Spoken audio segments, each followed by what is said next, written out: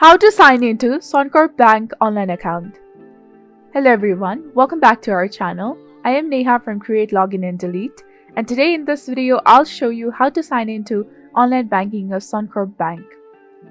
First of all, open a browser in your PC and then in the search bar of the Google Chrome, type suncorp.com and press enter. This will direct you to the official web page of the bank.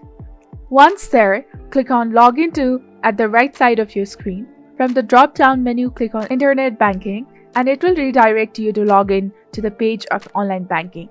To log in, provide the customer ID and then password. After providing both details, click on Login. If you have a security token, you can enter it here as well and then click on Login.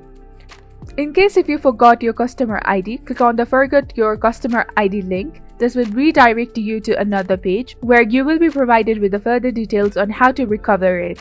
Similarly, if you forgot your password, click on Forgot Your Password and then it will direct you to another web page for recovering your online banking account.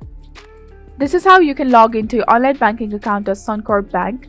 I hope this video was helpful. Please like and subscribe to the channel and don't forget to click on the bell icon for notification for the latest updates. Thank you.